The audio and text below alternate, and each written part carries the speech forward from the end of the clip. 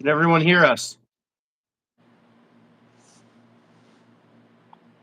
Let me know in the chat if you guys can hear us. Drill's actually ice fishing right now. He's out checking the tip up. He should be back momentarily.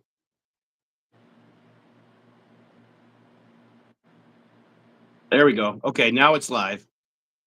I think. Yeah.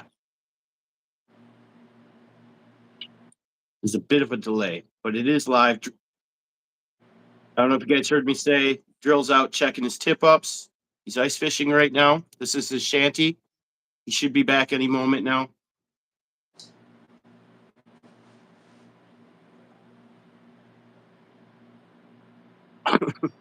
Yeah. This is Drill and Chill's ice shanty. What do we all got in the chat? We got Retired Beard. We got The Source. We got JR Buds 909. We got Emmykins. I can hear you. We got Debrael. I can hear you. There's Drill. There's Drill and Chill. I can hear Got you his just headset on. Can you hear me okay? I hear you good. Perfect. Welcome to the shanty. Welcome aboard. Nice. I like it. Was anything on the tip up? Oh, of course not.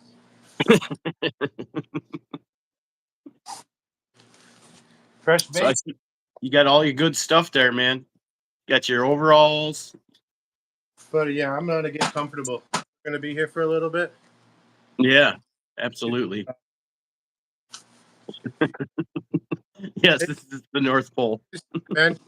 Oh, you got your gray bibs on too? Maybe I should leave them on. Yeah, I've always got my gray bibs on. This is like standard for me. I'm always wearing, but I also for the interviews I also put on a bow tie. So I class it up just a touch. I got the heater on here. I don't have bibs on. Plenty warm. Plenty warm. But man, you're looking good. The channel's doing great. You're doing quite a bit of. I like watching. I saw you the other night. You had you were on the river in front of the bridge. The bridge looked nice. Yep. You're doing good.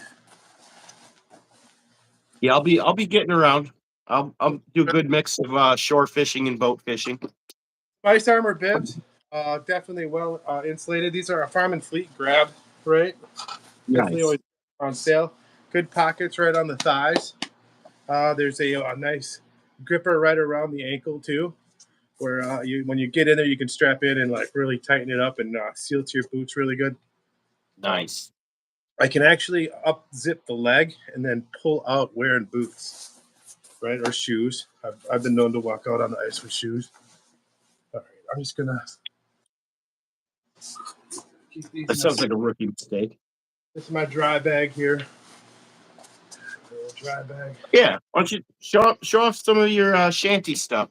Oh, we got plenty of time, right? We got some people in here from Hawaii. I don't know if they've ever been ice fishing before. Hey, Anthony. Hawaii ice fishing? If that's a season in Hawaii, sign me. Sign me. Buy a ticket without even seeing the brochure. Okay. What I don't have set up yet, I want to get set up with these rattle reels. All right. This is just kind of a set and soak device. Oh, I got a hook in a weird, silly place there. Okay, we're just disconnected. All right, can you hear those? I hear it. I hear the rattle. You can hear that? Yep. So there's a little rattle in there. And once it's baited and hanging, and the bait moves, it makes a rattle. And like if you're sleeping out here, I'm sorry, I'm tangled up here. I mean, this is real fishing right here. The littlest troubles too. Okay, here we go. This is good. I'll show you guys what's up here. And is the lighting okay? Lighting's great. I just got you hooked up to like a little 12-volt battery, right? Okay. Power adapter. Littlest hook. You see that little guy? The glasses. Yeah, right. Let's get closer. Oh yeah. Wee bitty. Right. Yeah. Little tiny shrub. Yep. Some floral on a little tiny leader with a little tiny sinker. There goes. Okay. Okay, for the lack of demonstration here, let's see. Clip this to like the ceiling above the hole, and then I'll bait this. I'll drop this all the way in. I'll watch it where I'm going on my fish finder here. All right, I'll watch it just drop all the way in and put it right below the bottom and have it like yay far up, or wherever I see the fish in the water column. Right. And I'll leave that, and then That's right, Chaos Goat, live from the ice shanty. we can Drill and chill fishing, baby. we can let that sit all night long. Okay, so I'm gonna hang this over the hole. Good, hey, come with me. Just hang it over the hole over here. Oh, I snagged the floor pad. There you go. You gotta be careful with those trebles. You can hear the rattle? I hear the rattle. I hear the rattle. Set that. That looks pretty good. All right, this orange thing here is my ceiling fan. As we know, hot air rises. So this is a little number. And as I sleep in the night, I'll just have this blowing the air down, just circulating it a little bit. That little bit helps. Another thing that really helps is this fan. Oh. I know you've probably seen them online and such, but this fan here, Yeah. it's hot. It'll spin like automatically. It doesn't take batteries or anything. Like there's two plates. Like scientifically, there's two plates in there, and when they heat up, the energy transfers in between them and makes a little electric charge. So this thing takes right off the top of the heater and blows it out a little bit. So that's just, Man, you got everything. And then another thing that we do to keep warm in here, obviously we have wool socks on, right? Non-stop wool socks. I always say, like, if you're out here, you got to keep your feet warm. That's the key. It's like the timer. Yep. Right? Oh, I bumped it. Are we still okay? Sound good? We're good. Yep, we're good. Another thing that keeps things warm is having these floor pads. Right, just a little bit more comfortable. You can get nice. At the $5. Everything. Get them at Walmart. You can get them at Harbor Freight. Right. Yep. Pick your poison, pick your thickness and your dimensions. I have gathered these. I've found these on the curb, brought them home, gave them the good old bleach wash and everything, and I got some mix match ones. For the sake of a live broadcast, it gives some depth to the floor. Color. I'll just play. But if I were to do it over, I would definitely get all the same size so they all click together. Right now, they don't all click together. Not complaining. They work great. I think I'm fully down to go ice fishing with you. You are prepared. I'm going ice and fishing with you. I'm doing it. Am I still in? You still got me? I'm just gonna hang. Yep. Gonna hang this up real quick. This is just for branding. Retired Beard says it's nicer than his bedroom. Yeah, he's decked out, man.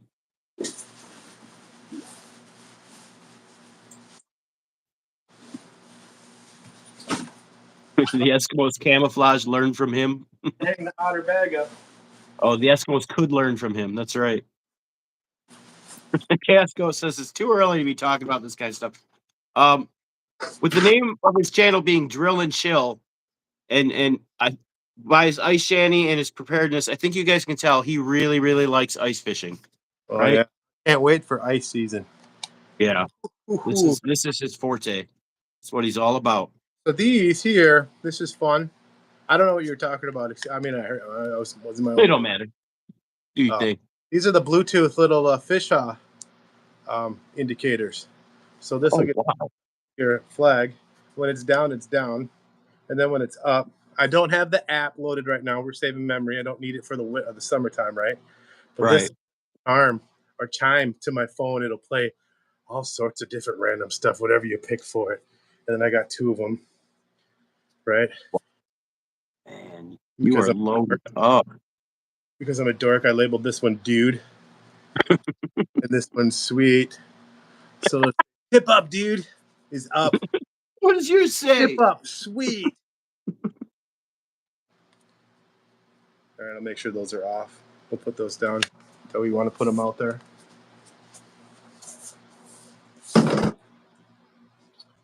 Plenty of flashlights in here. I got some bells for summer.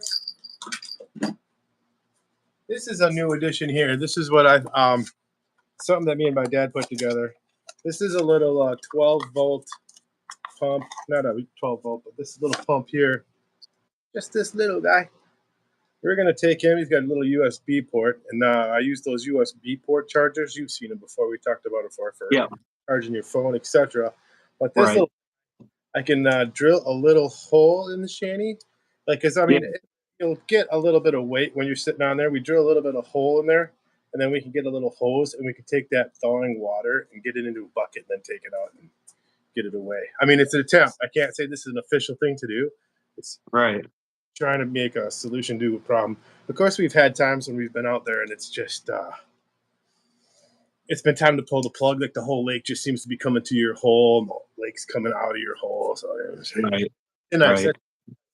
It's like a sump pump for a boat, but for your shanty. The ice hole sump. Of course, that's backwards. Turn it around. Yeah. Brandon, put my stickers on there too because I'm a dork.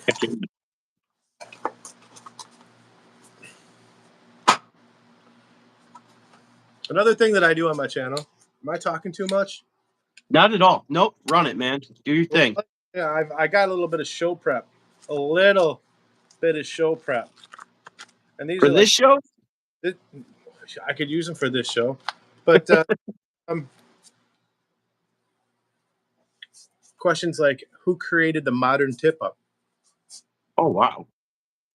That's a little. You got questions on every one of those cards? Yep, or interesting facts, all right? The answer is unknown. The design started showing up in the late 1800s. Wow. Here's one. If a fish had a job, what would a walleye do for a living? I mean, these are like just a conversation starters. Like if I'm out there on the lake and like, wow, the grass is blowing and so are the leaves. My bobber's going like this. Suddenly, sure. Yeah. Fishing More Outdoors, a popular YouTube channel, host Murray, is filmed in what state? You know what I'm saying? But that's ice fishing related question. You might not know that. Right. I have no clue. Yeah. It's Minnesota. They formally changed their name to Minnesota for Chaos Goat. Love it. Prep. I'll lean on that quite often. I tell you what. If you want big old clip. You have I've been talking. This is your show. Excuse me. No, but you're the guest. So I'm letting you go. When you're ready to get comfortable, I'll start asking you questions. But if you got more stuff you want to show us, we're down to see what you're into, see what you got. Let me get a rig in my hand. We'll grab a pole, and we could jig at the same time. Okay. All right. Then we can answer questions. Jig it up, man. Heck yeah. I mean, I've seen how your show goes, so I feel like I'm kind of interrupting everything. No, it's totally cool, man. I want my guests to bring their own little flair to it, you know. Because the whole point is I want to sell you guys. You know what I mean? Yeah. And I know your channel is much bigger than mine right now, but in the future, I'll be interviewing channels that are smaller, and I want them to sell themselves. So you're kind of leading the way. You are not niching into one little thing, right? Definitely, you got some lives going. You're making those music videos. You're doing this, which I think is incredible, and that's just going to snowball for you. Yeah. There's only people hearing that, but market, dude. You're doing the right thing. Don't stop. I'm not gonna. I'm loving it. I'm pure. It's good, and you're given a chance for get exposure and guys like us, other fishermen, exposure as well. You're getting those meta tags and whatever else. But that's YouTube business. I know nothing about it. I don't know anything about that either. I'm just doing stuff that I like to do, you know, and it's just all coming together kind of organically. Yeah, don't make it work either. That's a advice for me. Like, keep this enjoyable. If it starts turning into work and a hassle, backscale before it turns into work. Because I mean, if it's not enjoyable for you, what are you doing it for? I mean, I know. PR Buds. PR Buds says Fishy is a legend to a lot of us. Wait till I get to tell you guys about the drill. This is a jigging wrap. Okay. It's got that hook on the bottom. We're going to put a little minnow head on there, hook on the front, and a hook on the back. And I will typically hit this and this. I don't know really what. I haven't really caught anything on that yet, but the time will come. Usually it's on that bottom or that back. All right, and that tail, it's got a little fin action going on. So when it's going through the water, it pushes. It'll swim around in a circle or figure eights. It bounces around out there, moves around. That's awesome, man. I can't, dude. I'm legitimately psyched to go ice fishing with you now. And we'll be warm. You Right. just Fishy. You just need to have warm boots, warm clothes, right? You If get, I will get warm boots. I will you get can show warm boots. driveway with warm boots on, that's all you need. We got to go from the shanty and out there. I got 2 cots. We can make it an overnight or a weekend and have an adventure, dude.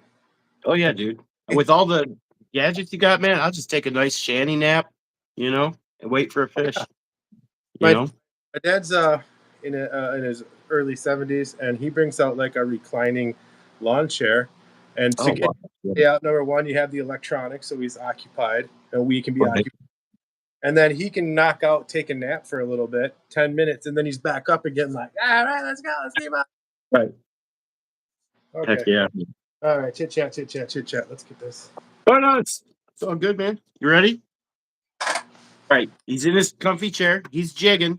The dynamic of Chum it up. Let's chum it up, man. So as you know, I like to start off with just kind of reading your description. He's got a pretty cool description here, guys. So All I'm right. going to start right there. I'll be honest with you. I've been looking forward to this part. You do this for the other guys. Excuse Yep, me. I'm going to do it for everyone. Oh, I love this part. Let Don't me come look. to my show if you don't have a good description, huh? No, it's I fine. don't do that too much, man. Live in the present, you know? All right. In his description, it says, "Welcome to Drill and Chill Rod and Reel Fishing. Dive into the world of Wisconsin fishing with unscripted, documentary style content that's both entertaining and educational. From chasing trophy fish on frozen lakes to open water adventures, we're here to share the thrill of the catch, tip, tip up to your game, and the beauty of the outdoors. Whether you're an experienced angler or just starting out, join us for year round fishing action, plenty of laughs, and a few surprises along the way. Hit subscribe and let's reel in an adventure together." We talk ice fishing, walleye, bass, pike, gills, pike, muskie. We fish hard water and on a boat from the shore and in the river. You can find us camping, cooking, and fishing. Hook, line, and sinker. Tackle talk, baits and lures, techniques and tactics, trivia, and the how to are all covered during our outdoor adventures. That's a pretty good description. That is a pretty good description. I like it. So, Drill has a modest 4,000 subscribers, right? But here's a stat that really blew my mind. You guys ready for this? Drill and Chill Rod and Reel has over 2 million views. That's right. I said over 2 million views. To be precise, 2,315 and 12 views. So 2,315,000 plus views and growing every day. He's a big deal, guys. Drill and Chill Fishing. Check him out. I just try to have a good time. Yeah, it's working, man. It's working. Don't get me wrong. Like getting out there and doing it is a workout, and there's problem solving and there's challenges. But Yep. even the worst days, I mean, it's a cliche. The worst days are still some of the best days, man. Facts. Put Facts. water and break a rod tip. I'm still gonna go, man. Yep. All right. So you're at 4,000 subs, well over 2 million views. Looks like you've been going for about roughly 2 to 3 years, right? Can you tell us how this journey started? How did you get into fishing on YouTube? And how did you tell us about your journey from when you first started, why you started, and how you got to where you are now. I love it, and you asked these questions from the other guys too, and this is a good one, and I like this story. So, I grew up. My grandmother was a photographer, and she always had like the latest toys when it came to photography equipment. And then when video cameras came out, she had those right away too. I'm talking like the over-the-shoulder suitcase. The VCR was down here, and then you had a big clunky camera here, like old school stuff. And then as she got newer stuff, she would pass it off to different her kids, right? My dad's, my uncles, and my aunts, and whatever else. And so we ended up getting like the JVC, or maybe it was the RCA that Marty McFly has, like the same one that they use in the movie, which was pretty common back then, right? Right. Like full size tapes in there. I think it was anyway. No. It was like an 8. What do you regardless? So we would go out and shoot these just stupid videos of us building like snow caves or like sledding and jumping, but we'd have to do linear editing where it was like you're gonna go and walk around the corner. A cameraman would go around the corner, and then you'd film you coming around the corner again and coming towards the cameraman. So you had to rewind the camera if you made a mistake. So it was like linear editing, and it wasn't really a whole bunch of fishing at that time. You know, it was more like just around the house, goofing around, and showing that stuff was, even in the living room, was an adrenaline rush. The same kind of thing when you see like a video climbing when you post it. Okay, so that was part of it. And then the guys that taught me how to fish, I grew up Point Lake, Wisconsin area, and of course I just absolutely loved the fishing. We had the Rowan Creek there, which is a phenomenal trout fishery. Not a good trout fisherman by any means, but it's there. Lake Wisconsin, big time walleye smallmouth fishery that's connected to the Wisconsin River. We had Lake Columbia near us, so like that was always good to go. But the guys that were fishing that, their dads were like pro level fishermen. I had access to these grown ups that were some of the elites. Like Al Lindard would come and fish with this guy's dad, and I'd be fishing with this kid who grew up in this life. You know what I'm saying? So like, Right.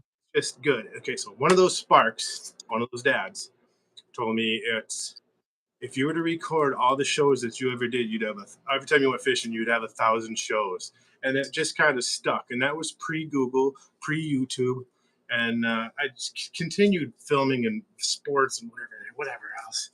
And then YouTube came out, and I started a channel, and it was basically, I just filled it up with everything from trips to the dells and water slides to the hotel we were staying in. Do you get what I'm saying? It was just full. We're jumping. It was just full of no organization, and it wasn't until like I saw some of these other real legit YouTube channels where I was just like, "We're There gonna." it is.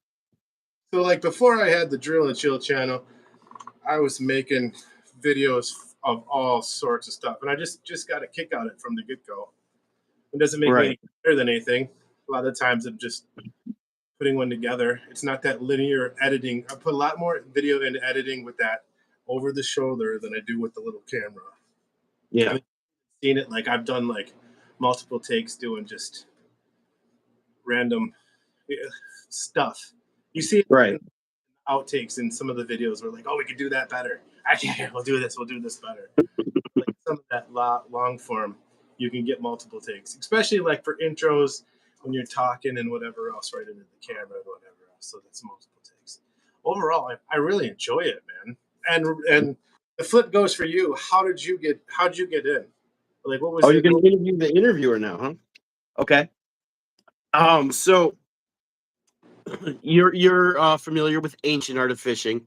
Yeah, Um, I was just a fan of his for years, for multiple years. I was just watching his videos steadily, trying to find all the spots that he was fishing and fishing them myself, right? those that And don't then know, one, a local YouTuber, and he's been doing it for quite a while. And he in our area, in our counties, right, in our Mhm. he's Yeah, done the miles, and I think he's unrecognized. Continue, you yeah, got it. yeah. I got to get him back to do the interview. He was gonna do it, and then stuff happened. We'll get him. We'll get him. But anyway, yeah. So I'd been watching Ancient Art, and really learning a lot from him, fishing his spots. And then one of his videos, he was complaining in the video, man, I wish I had somebody to hold the net for me, because he was catching these big sturgeon and stuff like that. And he was like, I wish I had someone here. So I just commented on the video. It was the first time I'd ever commented on a YouTube video. I'd never commented. I just watched. I was just a silent fan, you know what I mean, watching his videos. And I commented, hey, we fish the same area. I literally follow you around and fish the spots after you fish them. If you want me to show up with a net and handle the net for you, I'd be happy to do it. And he actually commented back and said, yeah, I'm going to this spot here next.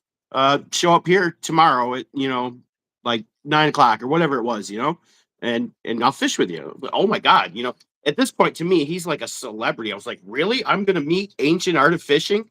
You know what I mean? And so I went and I fished with him and we chummed it up. You know, we got to talking and he's a nice guy. And then we got along really well. He gave me his number and we fished together a bunch more times after that. And one of those times, he had just said to me, he was we were just talking, you know, I was talking about like, yeah, I've thought about maybe doing a YouTube channel for fishing too, because I do fish. He goes, well, you know, I love fishing, so I'm going to be fishing all the time anyway, whether I'm on YouTube or not. I may as well roll a camera and see what happens on YouTube. And it just clicked. Just clicked. That was last fall that he said that. And last October, I started my YouTube channel. And it's been a long journey since there, like, you know, figuring things out one by one, what works, what doesn't work. You know, my first couple of videos that I'd made. I mean, my first video was awesome. I caught like 100+ pound sturgeon for my first video. So it was like That's the that way was a you. good start. That's the way you Huh? broke. Yeah. Okay. Yeah, that's how I broke it. That was my first video. I did a 100+ pound sturgeon and then I made a song for it and like yeah, and then Yep. so I made a couple more videos and then winter came because this was like the end of fall, right? Like I was like, my fishing's over. I don't ice fish, you know? I can't hear you. I said it was my time to shine. You said winner. All right. Oh yeah, yeah, yeah. I was like, oh no, what am I gonna do now? And at this point, I just had a couple videos and they were just sitting there. You know, I wasn't like promoting my channel, I wasn't connecting with people or any of that stuff. And I was like, what am I gonna do? What am I gonna do? What am I gonna do? I was like, okay, I can well, I'm doing this music stuff and I've got fish tanks and my channel's fishy things. So I was like, I'll film my fish tanks and make my original songs and upload my songs to my aquariums as the background, right? So I started doing that, and it was going pretty well. And then then I started watching videos on like how to actually grow your YouTube channel. And that's when I started getting into community and stuff. It was about middle winter. So there was like really probably the first 3 months, I was pretty much inactive. I made a couple videos and it just sat there, right? Then I That's started connecting with people, started growing community, started getting actual subs and stuff. I mean, I sat at like 15 subs for the first 3 months yeah. that I was on YouTube. You know what I mean? Because I just didn't know what I was doing at all. Yeah. That You could be know? too. That could turn people away right away. Like nothing Yeah. firing. Right.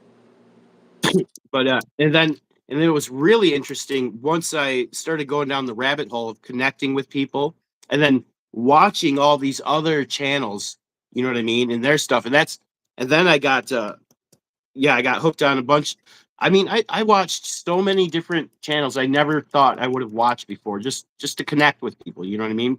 People comment, I go to their channel, watch their videos, leave a comment. You know that game, Do the same and thing. then and I just started getting addicted to YouTube as well as my fishing and my music. Comments with Huh? the right. Sorry. When you're leaving comments with the right people, you're getting the replies back too, right? Yes, yes. I mean, it was hit or miss. You know what I mean? You Okay. just Typically, watch when a I bunch of videos, you'd leave a comment, you wouldn't get a reply back. You'd leave, you know what I mean? It was like 50-50. Some people would connect back, some people wouldn't. And yeah, so it was just putting the work in, you know, seeing who's out there, who you can connect with, all that kind of stuff. And yeah, and it our, just kept growing. It was one thing after another. And I've applied for monetization. On step 3. I've got over 4,000 watch hours. I've got, you know, the 1,000+ subs. So like I'm at phase 1 right now. I'm about 7 months in and I'm about to be monetized. So yeah, I'm just getting started. starting line. You know what I'm saying? Yeah. That's all Yep. pretty low, and then you got to have your stuff together to go. You know, Absolutely. and good content. Like if I'm visiting channels, like if you're leaving a comment to mine, it goes back and forth though, right? If you just got some BS content, I'm not going to waste my time. Do you know what I'm Right. saying? Right. Like you filming a TV screen from like 12 feet away while you're playing video games. I'm not, dude. Right. Well, you know, but I've become very open minded because I've learned like at least give them a chance. You know what I mean? Sure. Obviously, you can find out in a minute or two if you're not going to like their content, but like don't judge it before you click. If you know what I mean. Like go ahead Doesn't and even, if someone's commenting on your stuff, Click on their stuff. Look at it. Watch a video. Watch a short. Give it a chance, because there's been so much stuff that I never thought I would have enjoyed that I have absolutely enjoyed. You know what I mean? Like, Yeah, I got some gold digging guys that I found, like yeah, gold panning right in no, Wisconsin. Like, what? This is a thing? You can really find it here? And that was just kind of a question, like, can I find gold here? And like, right, it's it's not, you're not going to make money. It's a hobby kind of thing. You know what I'm saying? You can dig all day and find a couple little grains of sand worth of gold. right. But if Pick, it's an enjoyable hobby yeah, to yeah, pass yeah. time with, then that's a different story. Still something I'd like to try. Like, I Yeah, mean, instead of casting a line, I'm casting a bucket and shaking some sand. As long as I got right. some. I want to try magnet fishing. Is one thing I want to try. I've got the magnet for it, and I've got the rope. I might throw a magnet around in some rivers and lakes and see what I can pull up. And it's All right. good to get all that metal garbage out of there, too. Yeah, I mean, look at my lure collection, man. That's just for me Oh, using my 80-pound braid and getting on snags, and I pull the snags in because my line don't break. let's talk about the lure collection for those that don't know about the lure collection. Yeah, Because we can talk a little about I need to get a dedicated box for the same lure collection, and I'm gonna start. it's because you find lures that people leave behind on shore all the time, and Oh, then if you run like 80-pound braid like I do, when you get a snag, there's a lot of snags that are literally just people got a bunch of different, like, people snag in the same spot over and over again. And there's like, I pulled up this one snag. There was like 6 different lures on this stick underwater because the mono kept breaking on different people. But my 80-pound braid didn't break. And I pulled up the stick and I had 6 new lures. You know what I mean? Girl's about to show us something. I'm out of sorts. Switching rods out, just switching rods out.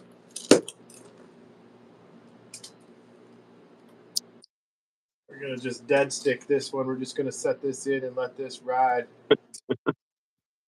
So this one, we're just gonna take the treble, and I'll just set it down in. And this is a HT.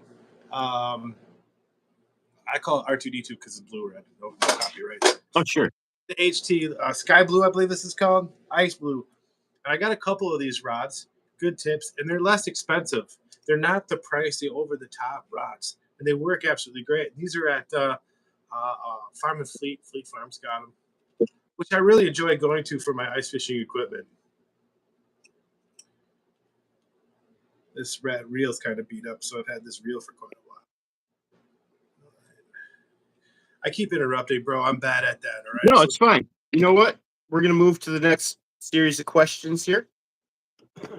Um, and like I say to everyone, I probably already know the answers to a lot of this, but we're just putting it out there for everyone. Where are you located? And what uh, would you say are the main bodies of water that you fish? okay, so I am located here in Madison, Wisconsin. I'll call that my home base. Okay, so I have the Madison Chain River. If you look at Google Earth, you'll have on the top, you'll have Lake Mendota. That's the bigger one. This strip of land is where the city of Madison is, and the capital's in the middle of that strip of land between these two lakes. Mendota, Madison, Mendota. That flows out into on the Yahara River, which is river fishing. I mean, it's Right. not the hugest river, but you got that current that you can fish, and it's very effective. And then that goes into Kaganza with a little stop at Upper Mud, which is more like a dredge hole in the swamp that they used to build like the Beltline, I think. I Yeah. don't think so. And then it's Kaganza, and then Wabisa is down by Storm. Or Wabisa is in McFarland and Kaganza. I get those confused all the time. Yeah. And then Secret Lake is the Wingra. And as you know, Madison, known for those pike and those muskies, and Hmm. get them there. They don't make it into that top chain up here, but every chain up, you can find those muskies. So they don't make it into Mendota? Is that what you're saying? Get in Mendota, and they don't reproduce in Mendota. It's just really been a tough place for them, and they've tried and tried and tried, and they just can't go. And if you hear say they catch a Mendota, a muskie, Not true. not true. All your big boys, all You'll never see a muskie guy in Mendota. Interesting. Well, I guess I won't try musky fish Mendota. Thanks for that. Okay, now. All Like right. if you want to come down, the thing I would do if you wanted to muskie fish with me is I would do Mendota. I'd go John Nolan. If you were, it's a casting game. You just go up and down John Nolan. It's that John Nolan is that strip of land where the railroad track crosses across the lake. So you got Yeah. because it's in the middle. It's On Monona, though, right? on Lake the Monona. no, and then Yep. you could just go through there and where the springs, excuse me, where the water flows in up to the Capitol and back. Just cast that with some big lures. And then when you catch them, you got an audience. You got all that traffic there. Well, but I can get the boat out there, right? Is that part 2 in that question too? Located in Madison. Yeah. The The main bodies of water fish, and then where are you located? And then I've got like 4 follow-up questions. Sauk City Dam is another hot spot for me. That's not far away. That gets me to the Wisconsin River, and I enjoy my Wisconsin Dells Dam too.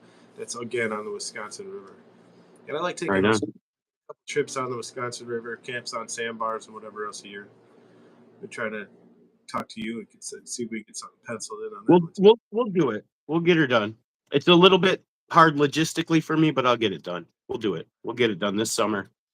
I'm going to twist your all right. Have you come out ice fishing with me if we had a choice between the two.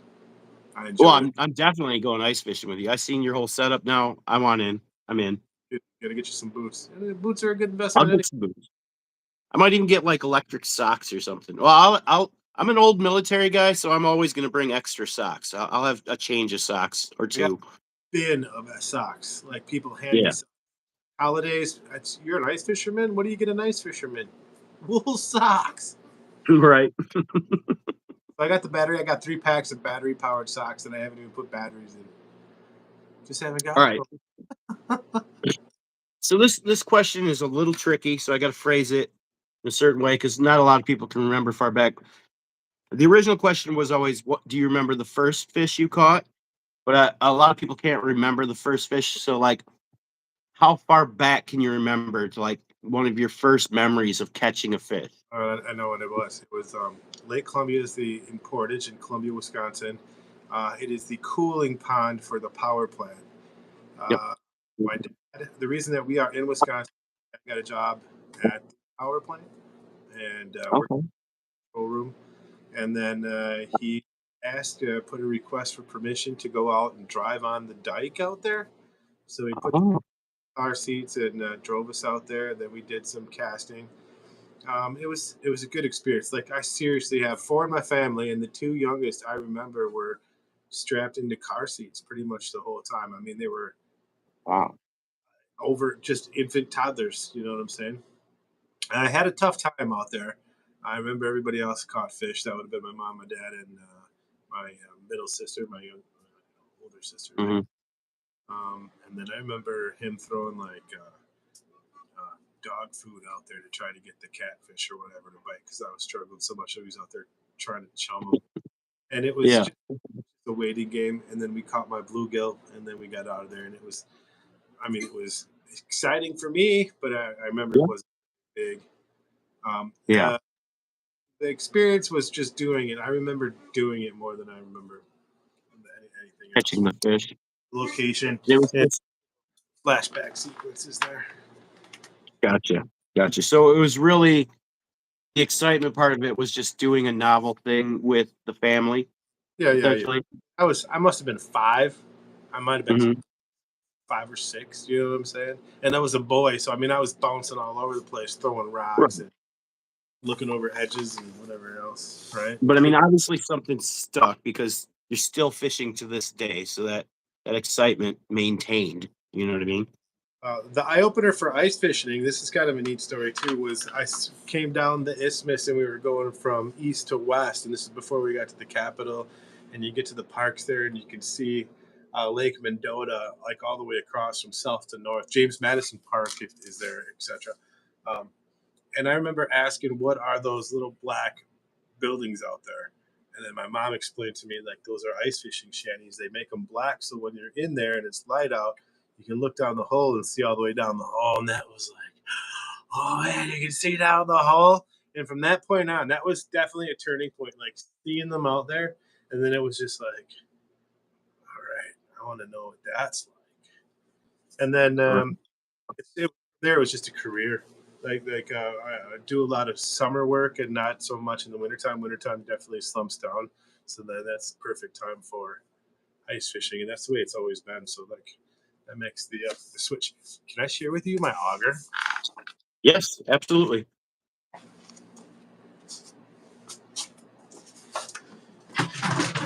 Whoa. All right, so on this piece here, this is a K-drill auger. I got a 9 amp hour DeWalt battery on this thing. Right, the big boy. It'll last all day, and then I could take this and switch hour 9 amp hours. Right, on a flex battery, 20 volts. DeWalt brushless drill, and on there we have the clamp plate. So that thing mounts up with a couple of screw nuts here, and on the other side there is a trigger. See the little trigger bar, and that pushes against my trigger, and that'll spin my blade. Did you build this? Really give it. Now this blade, it's got a plastic bit on it. Oh, you did see that there was a chunk of foam here, so if it does come attached, it will float. All right. Plastic blade, PVC, pretty heavy duty, and then this blade is absolutely remarkable. Look at the aggressor. Oh my god! Thing. Right, and that thing's spinning on the end of a DeWalt. You can recut holes with this one. This is a really aggressive tip. Like your other augers, they don't let you. They don't want you. It's just a bad idea to re-drill holes. This one's neat enough to go into. I do have a story. Thing all together, you just can't go buy a unit. But I probably could have just bought a unit for what I got into this. And I enjoy it. Kind of part of a build. Kind of nerd out on it, right? Right. That's pretty awesome. I've never seen blades like that on an auger. I remember I have an auger story. My dad had one of the hand augers, right? Yep. And it was just sitting in the basement, and I don't know why. I have no idea why, but for some reason, I just chose to touch the blade at the end of the auger, just to touch it. I don't know why. I was a little kid, and I saw it, and it was shiny, and I just wanted to touch it. And it split my finger right open. They had to rush me to the emergency room. That was my first stitches ever. I mean, it mangled my finger instantly off of one touch. So my dad kept his auger blades real sharp. But that was just like straight razor blades. That's why I've never seen like the teeth type like you got there. I've seen guys hit their boots, cut their boots open. I've heard stories about cutting their feet open. I haven't seen that. I haven't been around that. But that's serious. Yeah.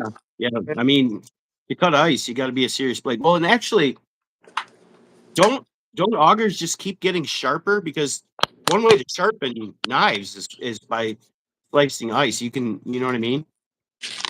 Well, I haven't heard that, but I have not had to sharpen that, and I've got miles on it. Yeah.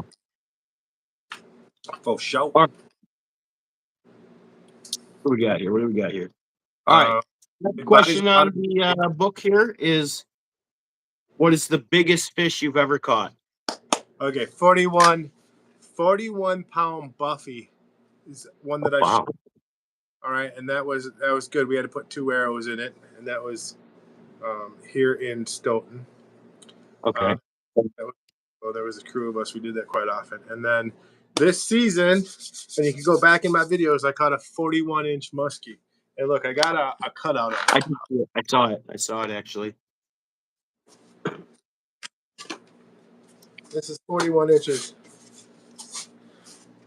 All right. And I'm not holding it out. That's against me. That's a 41-inch muskie. Very nice. Very nice. Right? Does that make sense? Yes, absolutely. If I bought a mount, how many mounts I would have if I just bought all the mounts? So 41-inch muskie is probably my biggest game fish. We saw that that bass. That was a almost 4 pound bass, 388. No, wait, it was almost 5 pounds, 488. Going metric. This is the walleye. Oh, that was a huge walleye. How many inches was that thing? 26 with a big old fat belly on him. Yeah. Wow. That is a massive walleye.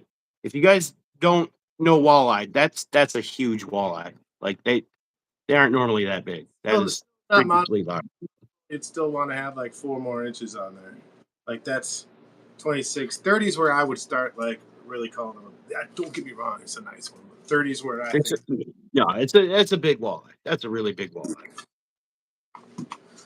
Don't sell yourself short. I knew that was coming, so I wanted to make sure I had prop.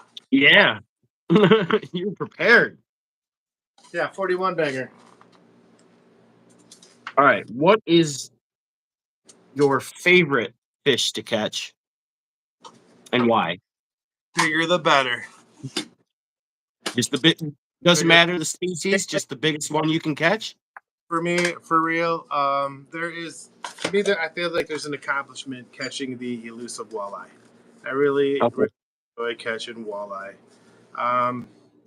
The muskie through the ice, that's a challenge because you only have until the new year. You can't fish on the new year, so you have until December 31st when the season ends, and that's not a long ice season, Right. right?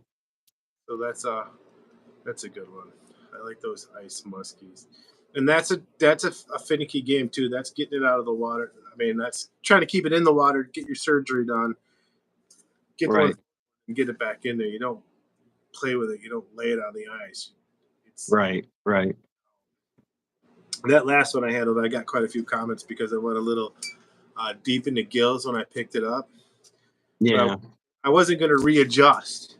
So that's all I got to say about that one. You go ahead, take a look at the video. Tell me what you think. Right? Yeah, I'm gonna have to. I've seen videos of people pulling muskie out of the ice, get millions of views just on like a short of that. You know what I mean? I don't know if I'm sure you've seen some of those, right?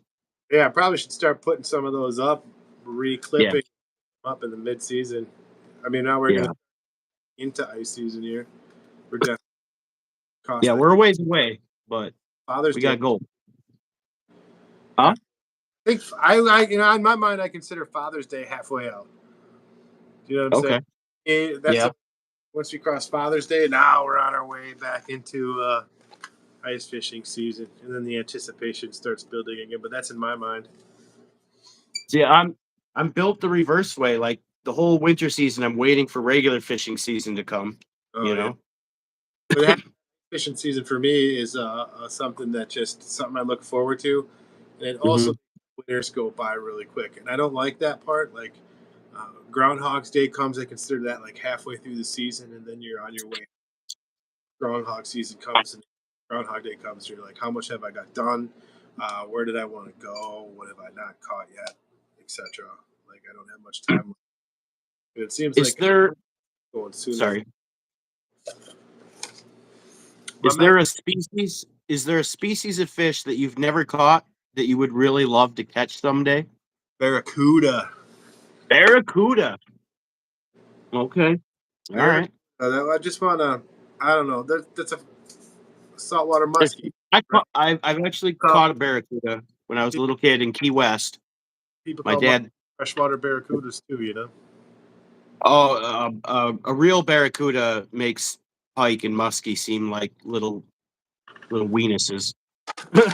Because although I was well, I mean, I was 15 and I was a big 15-year-old, so but that thing was pulling me out of the boat, and they had to strap This is me in. a 46-inch muskie. We got this out of the ice too, and you'll Oh find that wow! as well. There's some bleeped out language in that one, right? Pretty decent, Very pretty nice. one. And that's a screenshot. So I mean, it was kind of a rough picture, but at least we got one. That's how I look at it. This here is a picture of somebody holding some flowers with a little price tag, right? I got Thought it looked nice. Okay. This is a picture of my father. We were in Briggsville for this one. This is his first northern pike. Oh, very nice. It's monumental because it was his first, right? Right, right. And there's a big genuine smile on his face too. Oh yeah. So I keep that around. Here's just a typical I will say, Mendota bass there. That oh yeah. you're right. That's a hog right there. Shore fishing. That's early in the morning. Just off University grounds. That's on the isthmus for that one. Again, that was for the big fish question. I knew that was coming. Yeah, you were prepped, man. You were ready. You guys take notes. Drill and Chill was ready for this interview. He came with all the bells and whistles. All right, so did we confirm that walleye was your favorite fish to catch then? Was that Yeah, your final answer? Huh? Like the pursuit of the walleye. But I mean, She was I'm the one. fishing in Okay. with Jeff too. He's a big bass fisherman. And then you, I know, are cat fisherman, and you got this. You're kind of on a soaking operation, so I want to get more into Yeah. that with you. Yeah, you know what? I'm gonna take you to my super secret flathead spot. I don't know if we'll get reception to go live, Got to put a but bag over my head on my way out. no, you can know the spot. It'll be fine. But yeah, we got a high probability of getting into a 50-pound flathead, so that'll be fun. The reason I wanted to pin down what your favorite fish to catch was, and we're confirming it's walleye, Yeah. is we want you to tell us all about how do you go about catching walleye. What are your best walleye catching techniques? Okay. Okay. Good one. The basic go to is what you saw when we did that feed with Southwest Wisconsin. I Okay. read number 4 Gamogatsus. Number 4 just seems to be the right size, and I'm using like some call them Magnum shiners. We call them fatheads, and they're only about the size of your pinky. And it tends to be the smaller fatheads are the ones that produce some of the bigger fish for me. Like when I go through the bucket of minnows, the fat big ones are usually the ones that are left. I mean, call it weird, but Yeah. you get the smallest fathead out of the bucket. They usually produce some of the best. Okay. The ones that are in the water, but okay, so that's Easy target, I that guess. out. We got a fluorocarbon or a mono. On the river, we're using like a 1 ounce weight that has a slip of some kind. Either it's going through that weight or it's got a loop where you can slide it. And then I just put a split shot on it. I wrap the line and put the split shot on it so like the line can move through this sinker. Is that right? Does that make sense? So the Yep. hook is out here, split shot is here, the big sinker is here that slides. So like this, Yeah. if it can go, the big sinker stays. Um, Jerk baiting has worked very well. I've caught the Um, Text me the jerk bait you've been using to catch those pike, because I may purchase my first lure. I've seen you catch pike on those pretty consistently now in your lives and in my boat. So I want that lure. I want that lure. That's the policy. No, I'll just have one ready for you. Next time I see you, I'll just have one for you. You won't have to buy it. I got it. All right. Today when I went up to Green Bay. We ended up getting rained out. I think as soon as I hit Oshkosh, it rained and it rained all the way up, and then just I got a tour and checked out some water in the rivers of Kakana and whatever else. I thought that was or whatever. It I happened. for that today, and like I just have them. Like I plan on losing them, and when I go buy lures, it's not just one. Like this is the water that I'm going to be in today. I'm going to grab this, or you know, Jeff is a good resource for me too. He'll be like, I'm using countdowns today at work. I caught these many fish on a countdown. I'm like, all right, what color? And then I'll pretty much go buy the same thing with them. And so do you change the color in the lure up with the season? No, I'm a No, big. just stick with the same lure. It's for me. It's a color of the sky. If it's Oh, a, okay. you know what I'm saying. If it's a blue sky day, we're gonna switch it up. If it's cloudy, I want to be contrasting. Okay. Or watercolor too, but it's dark or light. I Yeah. like For me, I know that there's some people that say that the fish can't see it or red and green or whatever else, and I don't know science, but I like to I think think that they see movement. I think they see movement. You know what I I mean?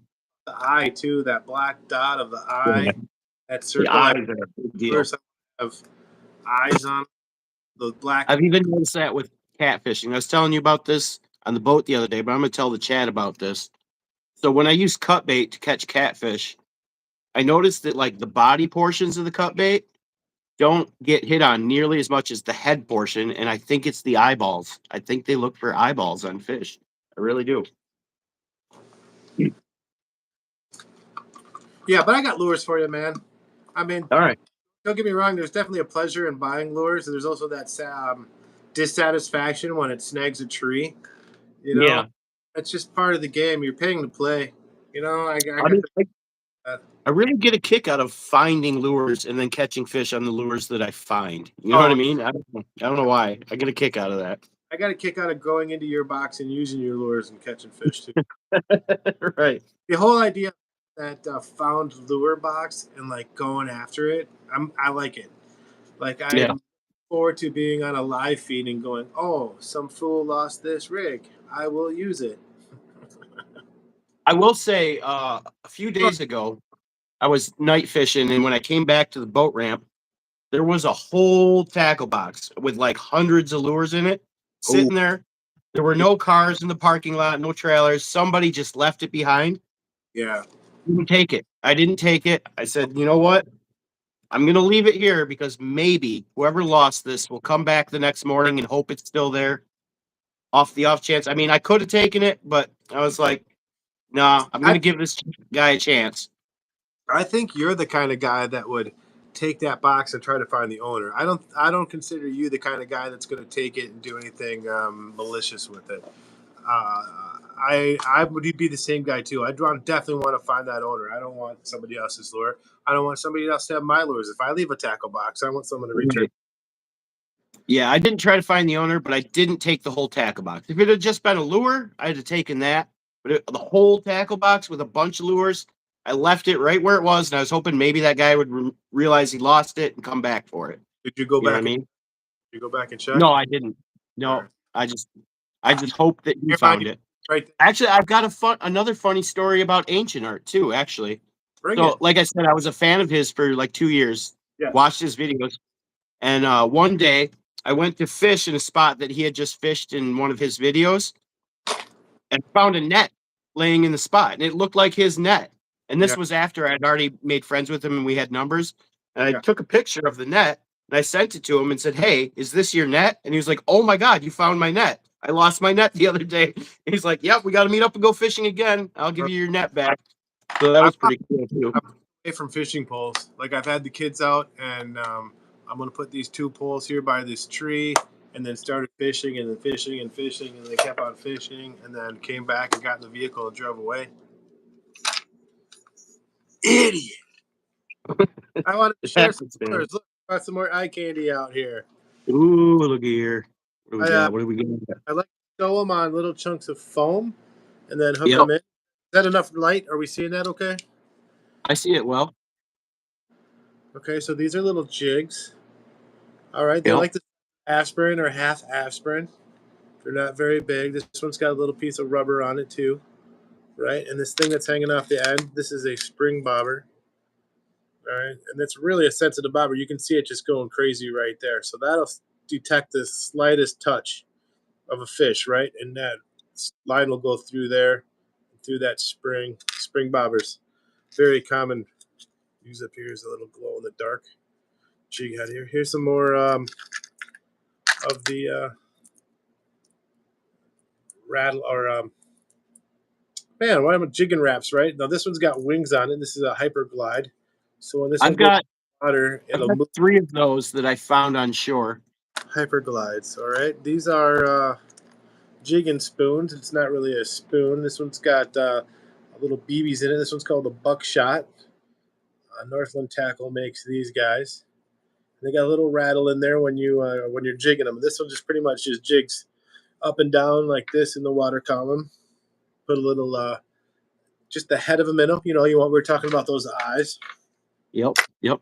Here's an even bigger one. This would be for like more your gear. Oh yeah. Don't we all shake the lures off, try to get them undone? Blade jig. You guys will see this in a summer tackle box too. All right, these ones will get down to the bottom. Very good for exactly getting down to the bottom fishing. Here's another one of those big old jigging wraps. That's probably the biggest one in the box there. I've been hearing from a lot of fishermen, for pike especially, that gold is a very good color. Anything gold, they seem to really like the gold. Sure.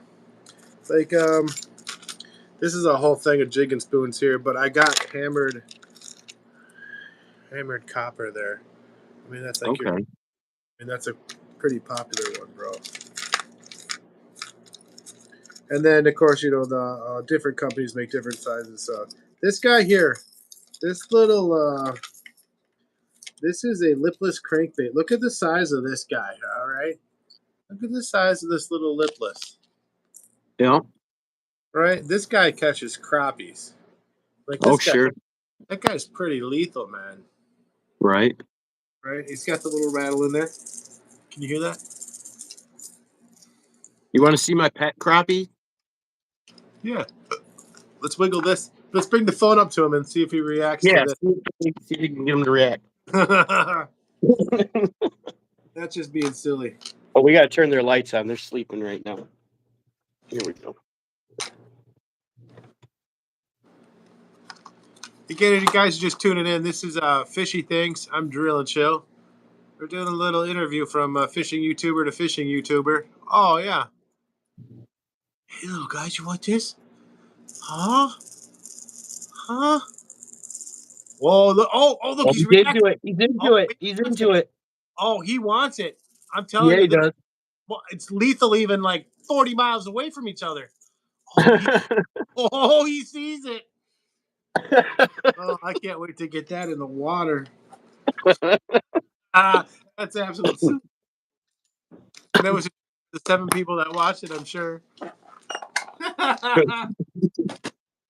We can do lure testing in my basement, man. I'm all set up for it. I got more tanks coming too. I'm gonna slowly but surely get all sorts of different species of fish in here. So Legal ones, legal fish, legal. yeah. All right, so that is the rod locker. I got too many rods that are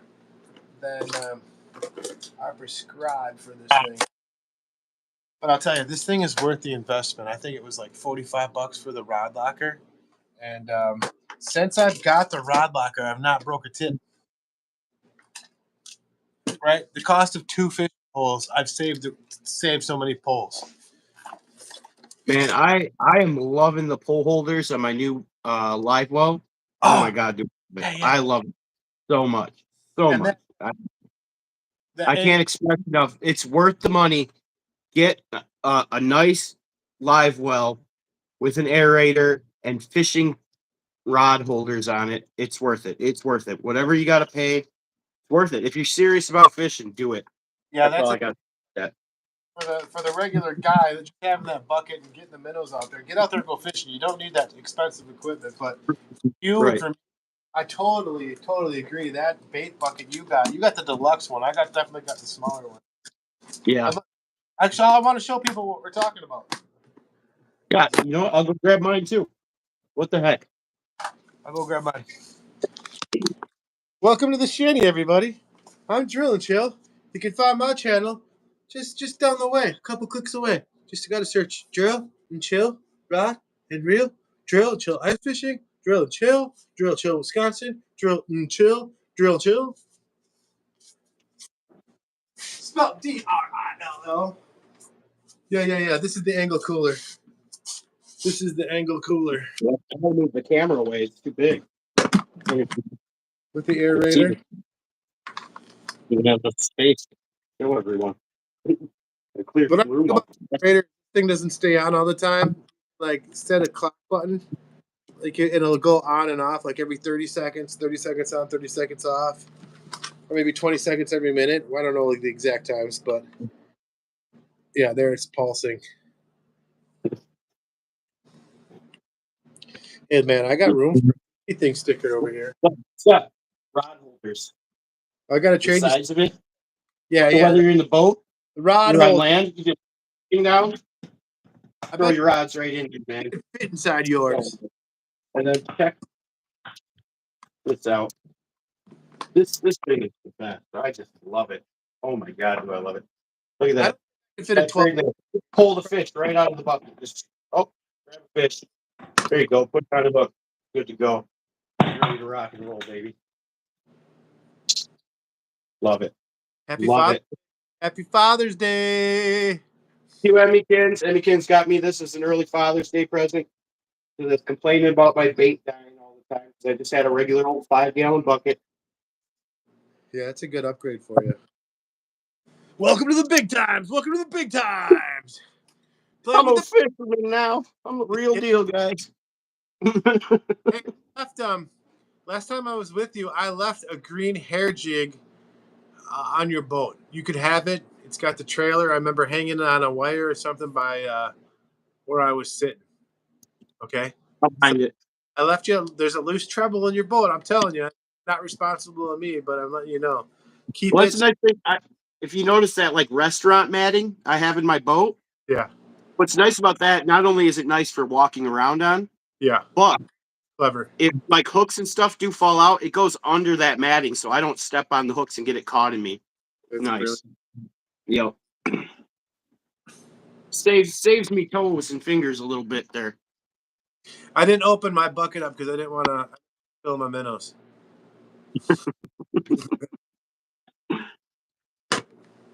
I did already get hooked by a little that buckshot that I had out over here. Oh well, you keep your hook sharp. I keep interrupting. I mean, I knew that this was going to happen. That we were just going to have conversation all over the place. I'm ready. All right, all right. I'm totally Here we go. side. We're on to the second segment now. Do you have any fishing superstitions? Good luck, bad luck things? I'm fascinated with the bananas things. I know that other people have talked about bananas, and I'll play along. Yeah. Um, I like to be branded up when I go on. Yes, I feel like if I'm wearing fishing gear, I get more headspace.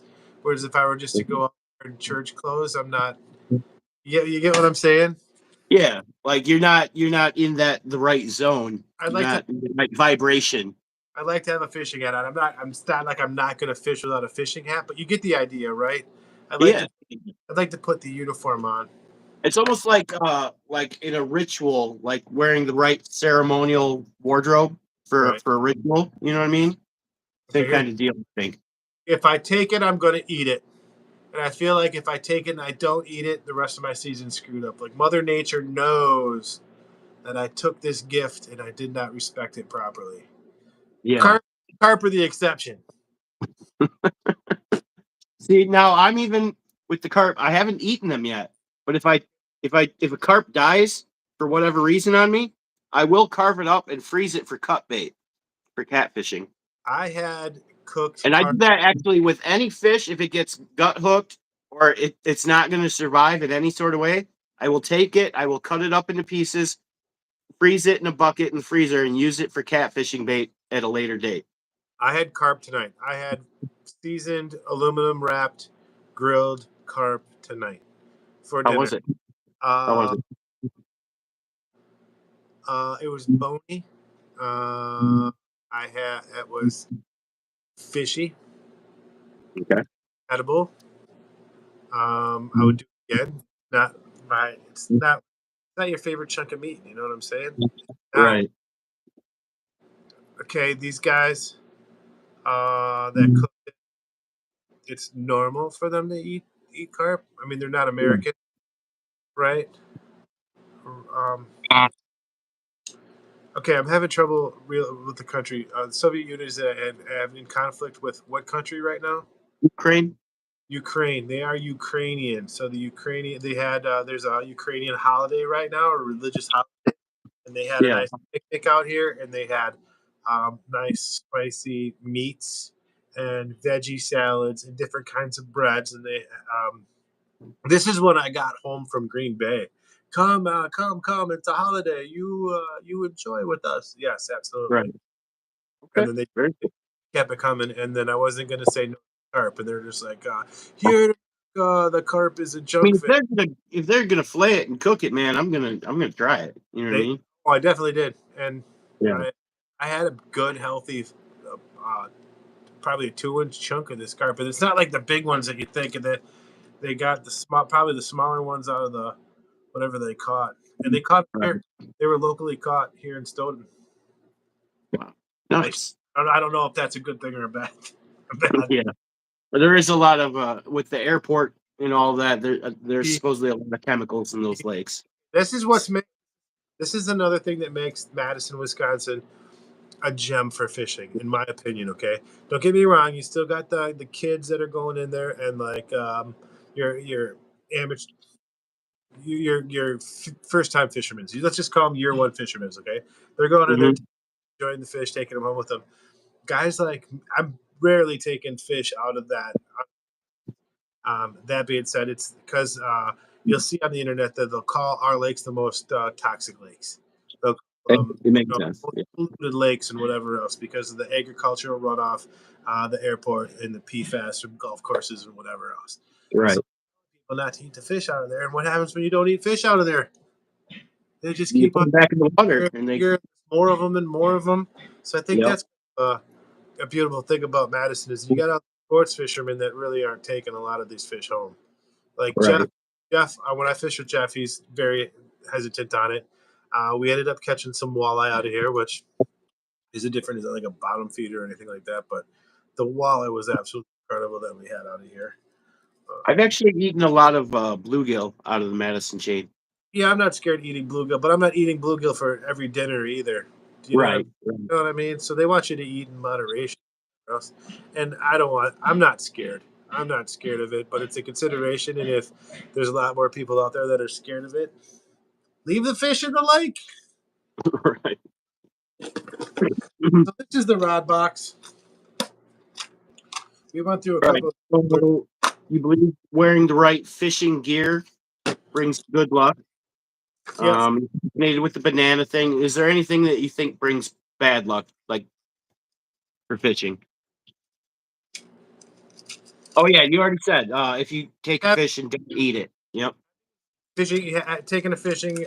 Not you got to eat it. If you're gonna take it, you got to eat it. Like you can't just grab fish and throw them away. Minus carp. Um, yeah, those are the superstitions I have.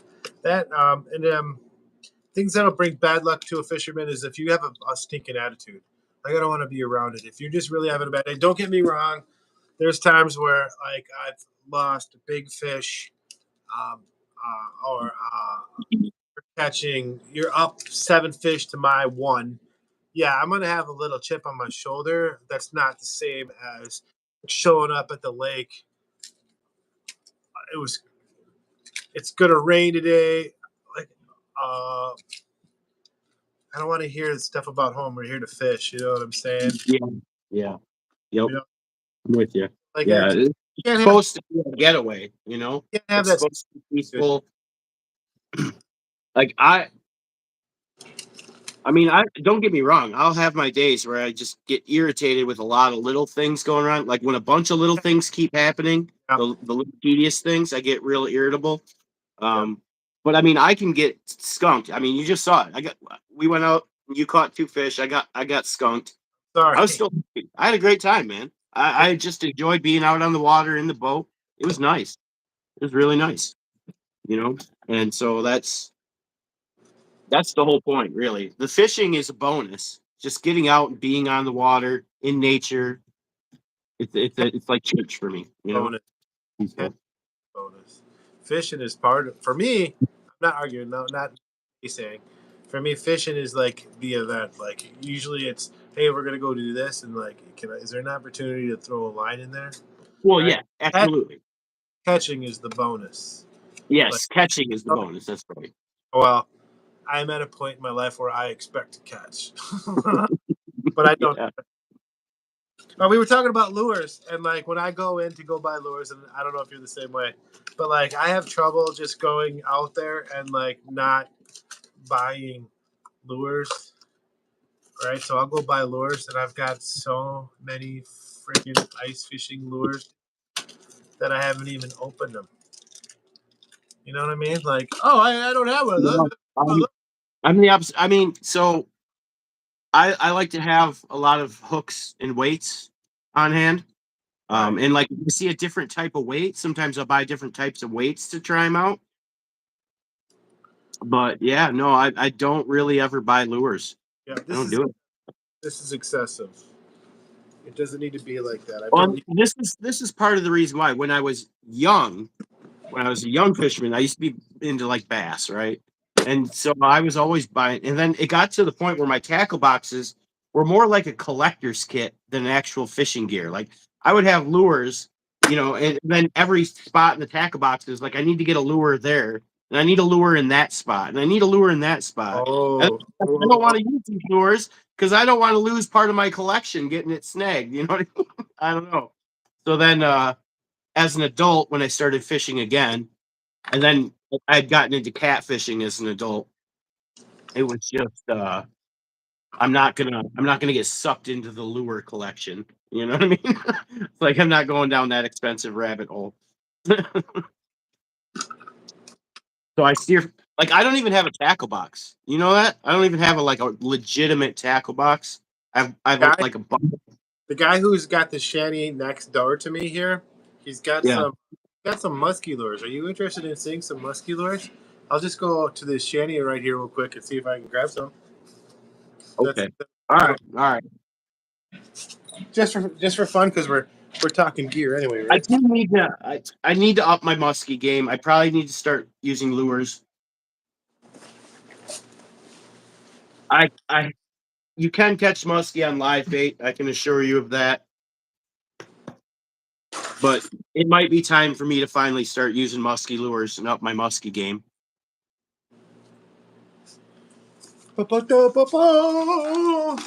Now Let's quit.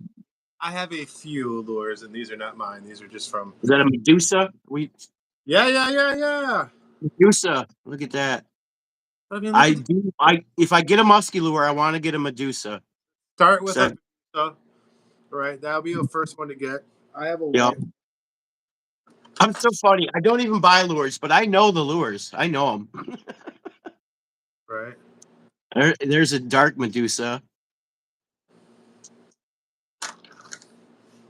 This is what the guys in Wisconsin, I forget the name of them. There's a channel that are specific to muskie, and they've been catching them on Medusas like Dude, there's a few. literally right now this month. There's quite a few of them. Yeah, All right, another one. Get yourself another big, like a big jerk bait. yeah. And Pick, I noticed with the muskie, they've always got the plastic tails. They'll do the hard front and the plastic tail. yeah, that's this one for sure. The Medusas, of course, were all rubber. Right, This is like America. America. Of course, then there's the big extra rubbers. Those are just some paddle tails. Yep. And then get yourself a. This is not even a big enough spinner. Yeah, no, I don't even, that's for bass right there. That's you could kill I don't, some big largemouth with that guy. I don't even know if that's musky. Right. I mean, these are I think it would work for muskie. figures compared to that thing, right? You're tempting me. I almost want to go out to my tackle box outside and show you the lure that I found on the shore that caught. Well, didn't catch. Got a muskie hooked on, and then it popped out of the lip. But I had him on. A muskie attacked, and it was a small crankbait. I was shocked. And it was like a big 50-inch muskie that hit it. You know, And I'll suggest a whopper popper. Like you could probably just like everyone says that. one musky lure right now. I would suggest that. Get a big Yeah, old whopper. flopper. Well, if you catch one with that, you're gonna see the surface strike. That'd be cool. That'd be cool. I mean, it's fun to fish. It makes good noise. Pike will hit it too. So maybe that's something that you and me need to do, man. We'll get on.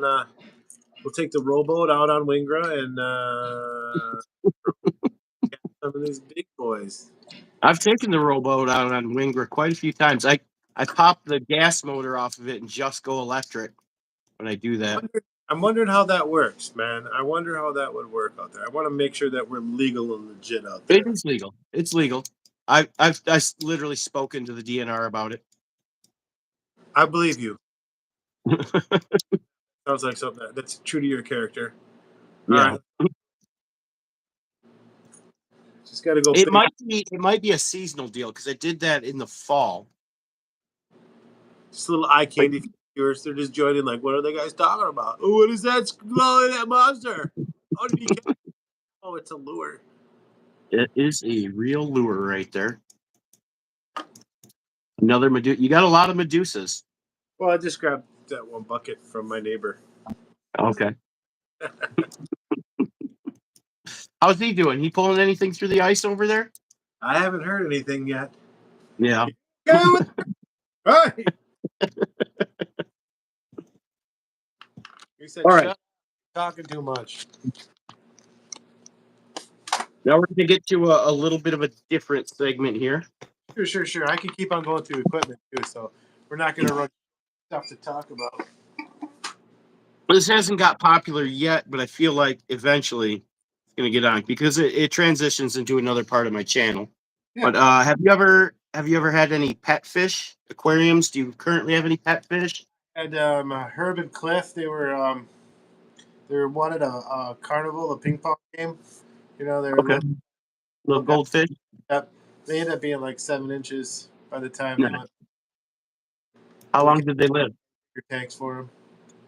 Cliff and Herb, we Nice. kicked them right away, and they just were a part of it. They just Very lived. good. Did you like them? Yeah, they were okay. They knew when they were getting fed and stuff. They knew us. They'd follow us around.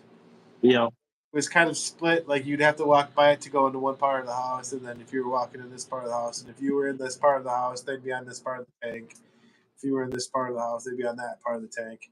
If they realized it's dead space, you weren't doing anything, they'd swim around. But if they knew you were there, they'd be like, Yep. "Drop some food in here, dude." They've got personalities. Don't fish have personalities? I'm telling you, man. Cliff They're- would come. You'd tap the top. He'd come up. He wasn't scared. I mean, obviously, it's all food driven, right? We weren't. I think there's more to it than that. There's more to it than that. I don't know. Do you think? I Do you think fish have feelings? yes, I do. I think plants have feelings, though. I'm pretty. Fear? Huh? Fear Absolutely, they have fear. Obviously, they have fear. and I don't know what other. It's probably just it. I think for fish, hunger No, and I think it's more expansive than that. I think that they recognize family. I think they have friends. I think they have social communities and cues. You, you know, a lot of people claim that like plants and animals just have instinct, right? That they're just responding to stimuli, right? yeah, But you could easily make that argument for human beings. It seems more complex, but realistically, everything humans do is a response to a stimuli. It just yeah, seems more complex to us, So I think it's the same thing for them. It's just maybe a little bit less complex, but I really believe that they do still have um, a whole expanse of feelings, thoughts. I don't think they're just like little robots swimming around in the water reacting to, code. You know what I mean? yeah, I think there's more to it than that because I've been keeping fish my whole life as an aquarist. I've had hundreds of different species of pet fish from pet stores and stuff like that. yeah. I And know. even within the species, I can see personality and character from one fish to the next. Like they don't all act the same. They are all their own individual entity. You know? Does that make sense? Yeah. I wanted to just see how you felt about it. There was no right or wrong answer. I dig it. And then obviously, if you're having fish, I'd say that too between my two fish. I just thought one was dumber than the other one. But I You give could say things like that about people too, man. There's people that you encounter that's like, oh, that person only ever thinks about food and where's their next meal. You know what I mean? They don't have any advanced thoughts. You know what I mean? yeah, yeah, good stuff. Yeah, I just wanted to see how you thought about that. That's no right or wrong answer there. Yeah, I'm telling you, that's how I feel. I really think that they're much more complicated than people give them credit for. That's my opinion. All right. Do you know anyone that you would think would be a good guest on my show? Do you have anyone that you'd like me to write down and try and contact that would like to do my show? American Sack Outdoors needs a bump. Okay. Lately, on fishing with him. He's here in Madison and working his way through the communities. He is a working man. He does. It's not an everyday fisherman. It's definitely something that he enjoys, and it's not just fishing. He's Eric and Zach Outdoors, and it's kind of the same idea where it's he's going to go out. Let's make episodes and do it, right. He's sharing the adventure, Right. and he's growing, so he could use a little bump. He could go and figure out Okay. what do a backflip. Sub. What? I saw that we could get a backflip. If we do a backflip, we can sub. Well, oh, Here we go. Here's a back. Uh-oh. There it is. That's happened. Bam! Dude, you got to do sub backflip. We're All talking right, I am turning it over to the chat. Do the chat have anyone in the chat have any questions for Drill and Chill Fishing?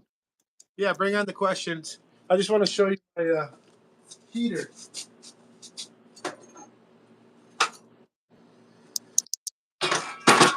This is the 20-pound tank here. Now, I've made videos, and I've had a really good one where I pretty much just walk up to the camera, and I'm trying to be a bro that's trying to, had a bro tell me, I'm trying to be a bro that's going to tell you that when you get these tanks done, don't go do the exchange. All right, go get a refill. Take it to a refill station. There's a little valve in there that'll take and it'll top that valve off, and it'll stop at that level. When they ship them to like the gas station, they're only filling them up like this far, but it should be filled up this. You're missing fuel, and it's perfectly legal for shipping reasons. But like the first time I had one refilled, I was just like, "Holy crap, that is heavy!" All right, then with this heater here, I got the braided line that extends on the tank, so this is an additional piece. And then I got the big buddy. It's got the two heaters. I can put a tank on this side, just a green gas tank screwed in here. Are we okay? You can see. And there's a spot for a green gas tank on this side, so you can roll with two. I do have a heater. I didn't bring it out with me today, or a plate that goes in here. It sits on here, and I can put like a pot and cook coffee. I do a lot of. I'll just put the soups on there and cook soups. To light it, it's just press that in, bring it over to pilot, and then bring it up to zap and click it.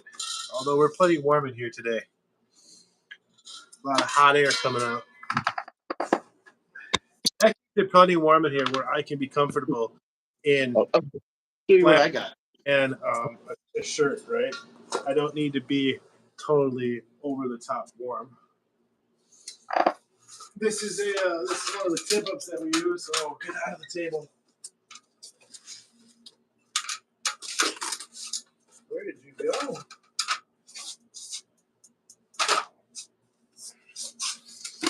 All right, this is one of the tip ups that we use for ice fishing. All right, what the?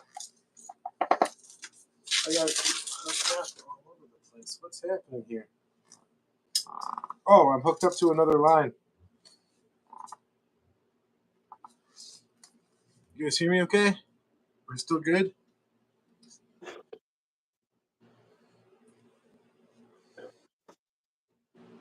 So I've actually got. So Yeah. I've actually got the little buddy, Yeah. and then I've actually got a valve that I can fill these little mini propane tanks. Yeah, bro. Yes. Off of this one, I've got the valve that makes it so that I can fill up the little tanks, and I've got like 20 of these little tanks. I've got the heater thing. I've got the lanterns, all the extra accessories. Because I used to live in a camper in the woods without real electricity other than my solar panels, and yeah. Cool. So,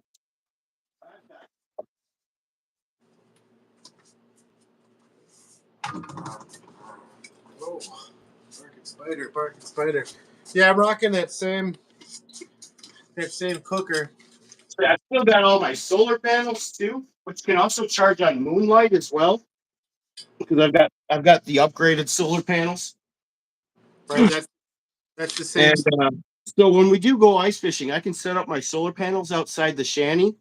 We can run all kinds of electronics on them bad boys, and we can just charge whole batteries with them, like car batteries. You know what I mean? Multiple car batteries. Bro, talking about car batteries. Let me show you a power system. All right, I'll bring it over. You can see the chair. Here it comes.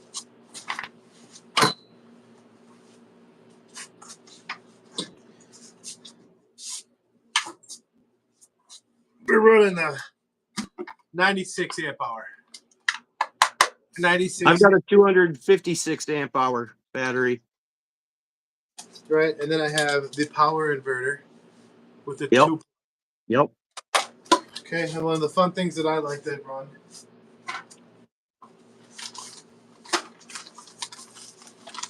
I like to bring the lights out, of course. Right, we'll set up the lights so you can see and be pretty comfortable. But this here, I've used by myself. I've not shared this with anybody out on the ice yet. But this is a screen that you hang up. Right, look how bright and reflective that is in that light, huh? Oh Right? yeah. This is a cable that goes to HDMI. You get where I'm going here? You get where I'm going here? Yep. Got my light cable to HDMI, so I can hook that up to the phone. And I bought this little tiny projector so I can bring this out with me. And it runs off of the battery, puts the iPhone, whatever's on the iPhone, so I can watch fishy things while I'm out ice fishing. Nice. Right? So that'll be fun. That's what we're Animal doing. Kingdom, this is Drill and Chill's ice shanty, and he's showing us all his ice shanty goodies. Right, we had the auger out, we got the heat, we had the heater out. Now we went into electronics. So again, I brought this big battery, 96 amp hour with the power inverter. This will I can run my all weekend long on that battery. The only problem is that is a B. That's probably that is the heaviest piece of equipment. That's heavier than the shanty. Yeah, that's a piece. That is a piece. Okay, so that's the bag for the screen, the projector, cable. We'll just get this all put back together real quick. I'll see another thing I got here, Drill. Well, I can test out. See this? You know what this is? is that like a sleeping bag suit? A sleeping bag suit with arms, legs, and a hoodie. I can put this on. You know what? I'll put it on. Let's put it on. Yeah, I think that my opinion, and I don't know, I've never used them, but I think as long as you keep that dry, that makes sense to work, man. Oh, dude, it keeps you too hot, honestly. Like, you don't need to run anything. Bring it on.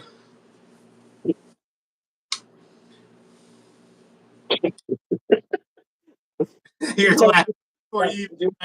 That's If great. you're a Wisconsin outdoorsman, this is how you do it. Like,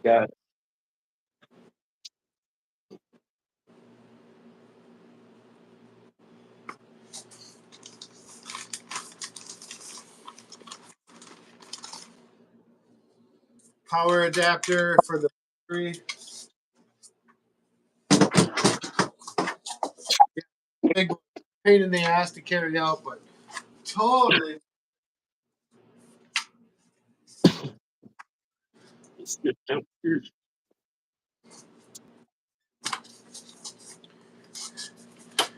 I got that table set up back there. I got my tackle box. It's the yellow tackle box. I keep all my in there, all my filming, all my tackle stuff goes in the rod locker. Right, so that's like a little camping bin, a little inside camping bin. One table here, one table here. This kind of contains the fishing stuff. That one kind of contains the camping stuff. Look at you, dude. You should be shooting like a video with that. I've been secretly ready for this my whole life, man.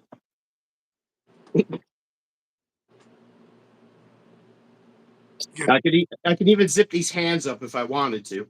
You know what I mean? Dude, But I'm like, I could walk around literally inside of a sleeping bag. Isn't that crazy?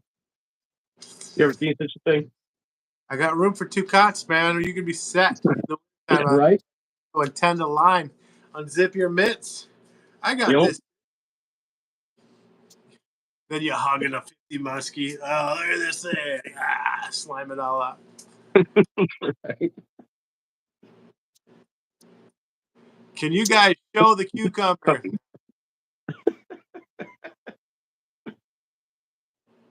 Brian says you guys rock. Thanks, Brian. Hey, Brian Drums. What's up, man?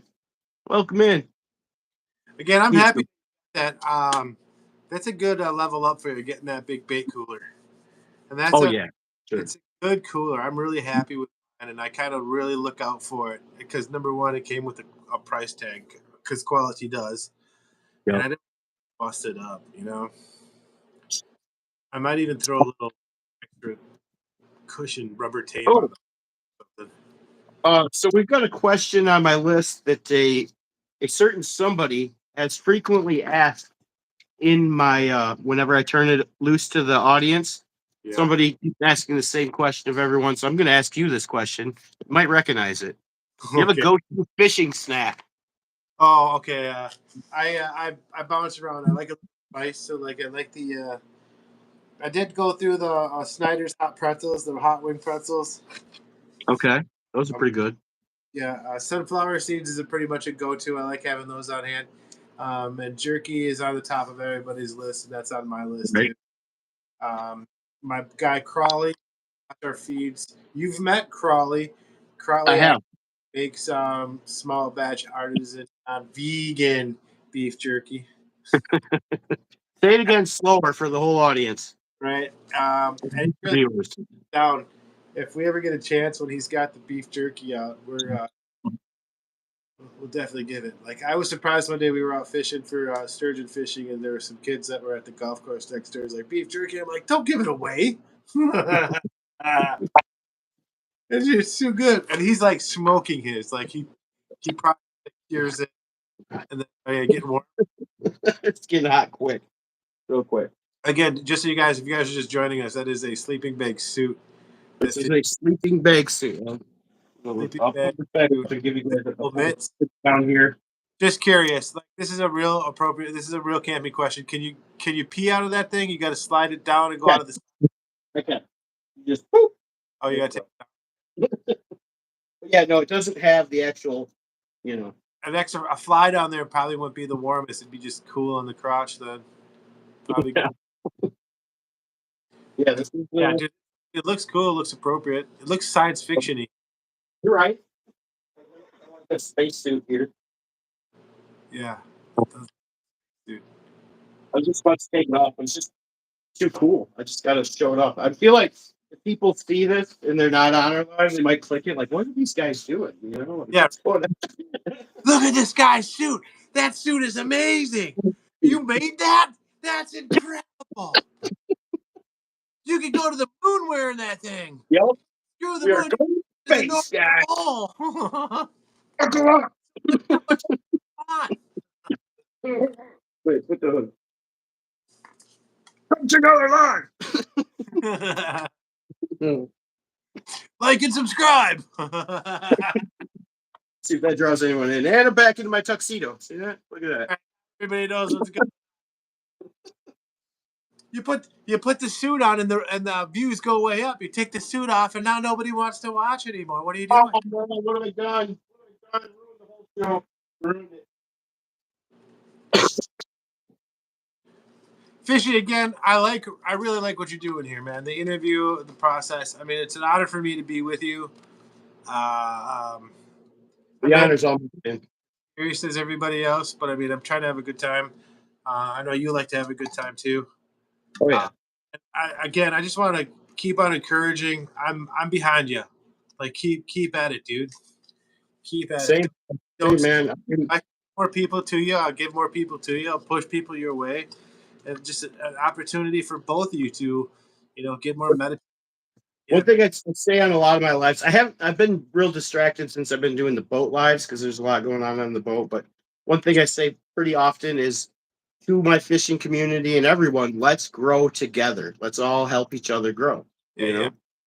And So don't make it work for yourself either. That's one thing that I worry about. I do get stressed out when I'm fishing for so many hours. I'm trying to put a show together and I don't catch a fish, or sometimes I'll feel like I haven't been out for a little bit. Need to go fish. You don't need to do that. You don't need to.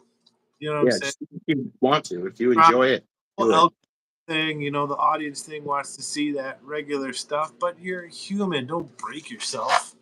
Right. I Right. It's sure. it's supposed to be fun.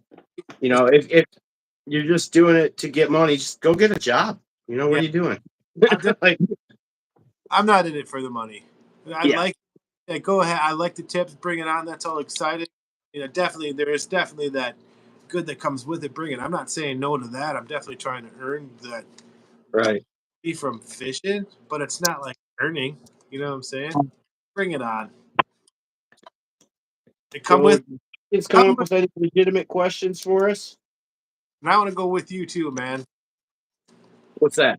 I'm saying like as far as growth goes, right? Oh, Come with me, right? absolutely. I want to go with 100%. 100%, man. Steamy Traveler. Is taking a break. It looks like good for you, bro. Yeah, it sure is. He's Blowing getting over. it. Well, I am all out of questions. The chat isn't asking any questions. Do you have anything you want to promote? Any shout outs you want to give? Any merch you got? Any Yeah. upcoming videos? What do we have for time? We got 141 on the board. 10:50 p.m. Central Time. We started a touch late. Oh, I was outside the shanty. Sorry, right? Excuse me. Oh, there you are. Uh, the show.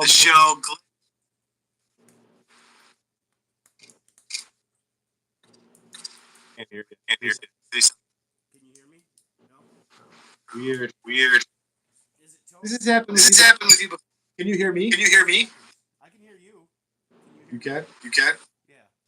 I can't hear you.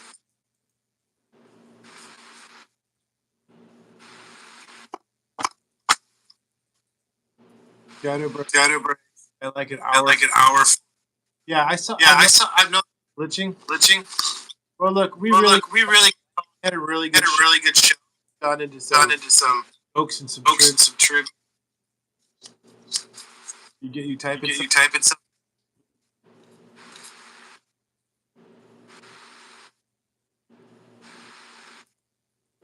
echo. Yeah. Gotta focus on his time then show. I enjoyed this. Me too.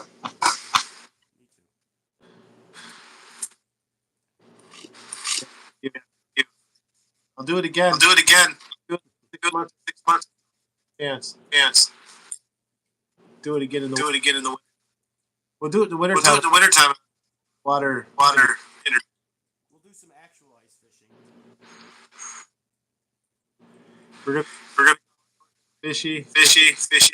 Looking out.